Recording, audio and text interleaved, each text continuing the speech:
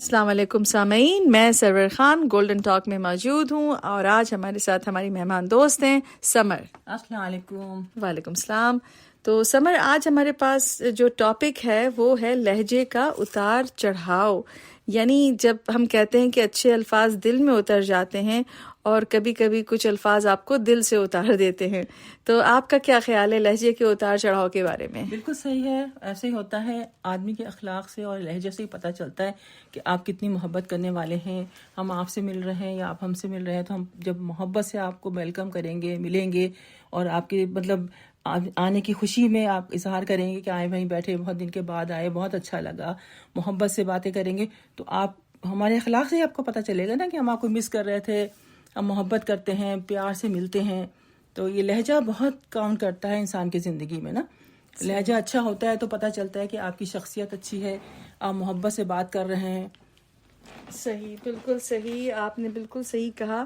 اچھا سمے، کبھی کبھی یہ ہوتا ہے کہ کوئی بہت ہی قابل شخص ہوتا ہے، جیسے آپ کسی ڈاکٹر کے پاس جاتے ہیں تو بھی آپ اس کے پاس جانے سے گھبراتے ہیں، ڈرتے ہیں کہ پتہ نہیں اتنا قابل شخص ہے، اگر ہمارے منہ سے کوئی غلط لفظ نکل گیا تو ہمیں جھڑک دے گا یا پتہ نہیں کیا کہہ دے گا۔ ہم تو ڈر کے مارے کبھی کبھی تو لوگ اتنے وہ ہو جاتے ہیں کہ اپنا حال بھی نہیں بتا پاتے ڈاکٹروں کو۔ ہاں، یہ ایسا ہوتا ہے اکثر، لیکن ایسا ہونا نہیں چاہیے۔ دیکھیں میرے نا فیملی ڈاکٹر ہیں، بہت نائس ہیں، بہت اچھے اخلاق کے۔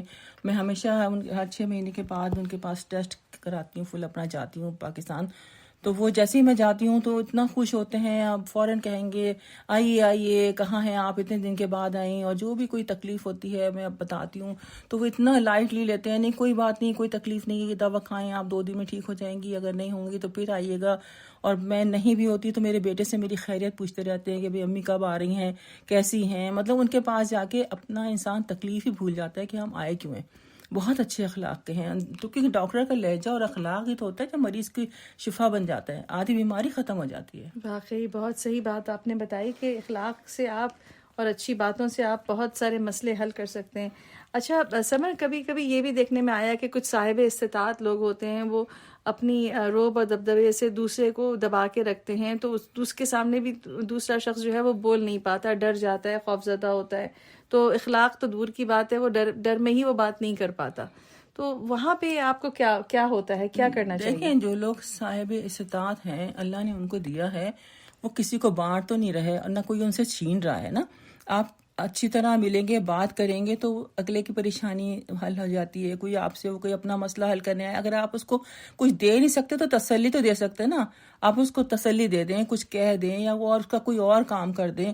مطلب کسی کو جھڑکنا یا اس کو ساتھ بدسلوکی کرنا، یہ تو اخلاق سے گری ہوئی باتیں ہیں۔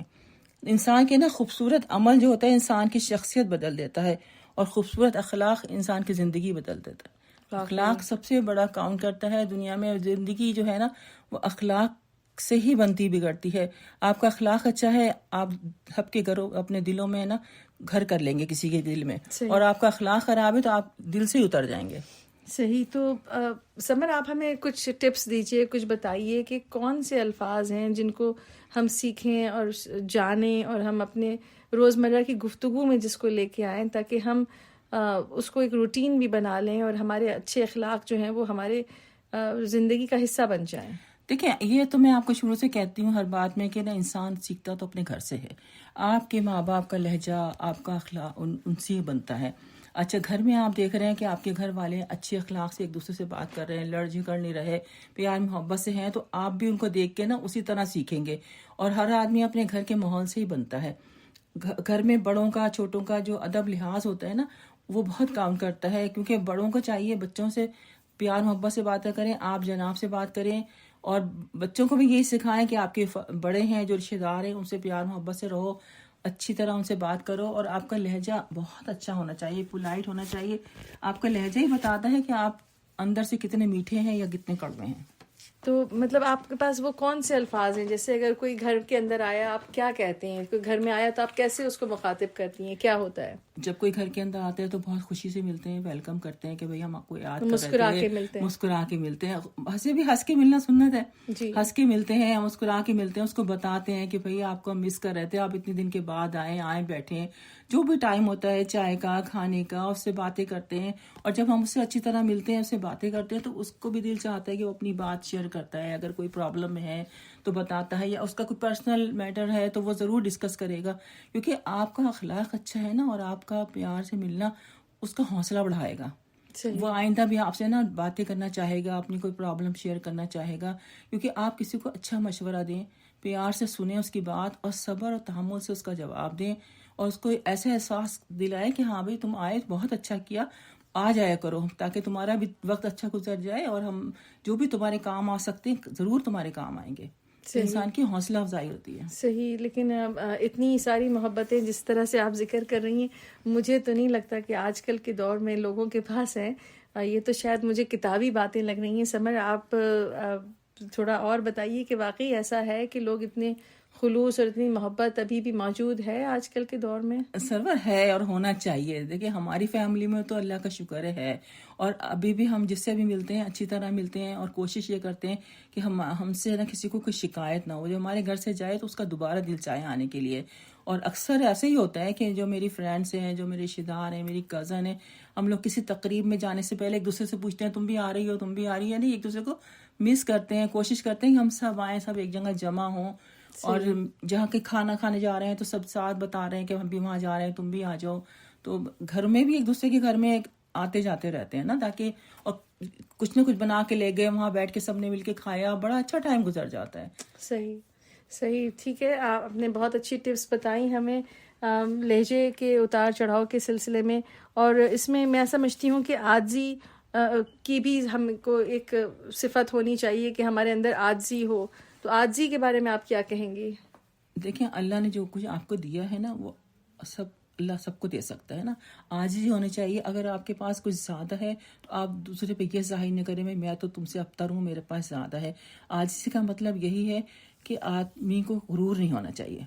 آپ کو ہے نا, آپ کے جو آپ سے کم تھوڑے رشتے دار ہیں, آپ خاموشی سے ان کی مدد کریں, ان کا خیال رکھیں, اور کوشش یہ کریں کہ کبھی اپنی کسی چیز کا تکبر نہ کریں.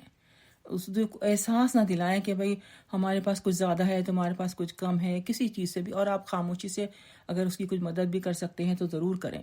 اور اس کے بچوں کے لیے جیسے اپنے لیے پسند کرتے ہیں ایسے اس کے بچوں کے لیے بھی پسند کریں.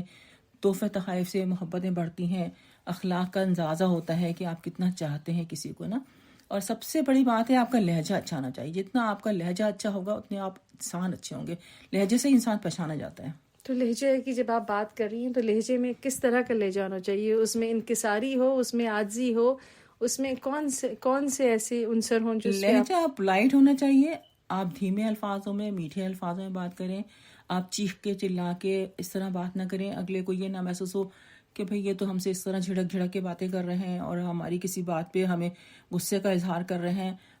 اگلے کو نا احساس نہ دلائیں کہ ہاں جی آپ کو کسی کی کوئی بات بری لگی. اگر بری بھی لگی تو درگزر کریں.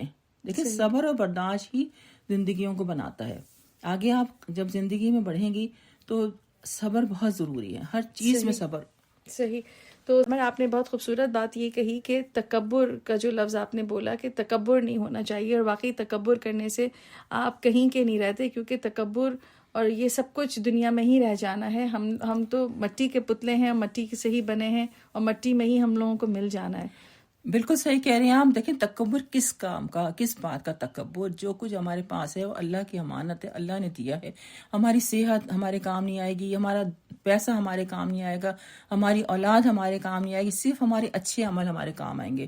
تکبر کرنا ہی نہیں چاہیے. تکبر ویسے بھی ناپسند ہے اللہ کو, لیکن ہے نا تکبر تو کسی بات کا بھی نہیں ہونا چاہیے, نہ گھر کا, نہ دولت کا, نہ پیسے کا. یہ سب چیزیں عارضی ہیں. جو رہنے والی ذات ہے وہ اللہ کی ہے, اور آپ کا حسن و سلوک ہے, آپ کا اخلاق ہے, آپ کس طرح لوگوں کے کام آ رہے ہیں, آپ کا دیا وہ کام آئے گا. بے شک. بہت اچھا, بہت خوبصورت آپ نے باتیں کہیں ہم سے. سمر, ہم انشاءاللہ اگلے ایپیسوڈ میں آپ کے ساتھ پھر شامل ہوں گے. ہم کو اجازت دیجیے. خدا حافظ. انشاءاللہ تعالی. اللہ حافظ. خوش رہیں, آباد رہیں. آمین.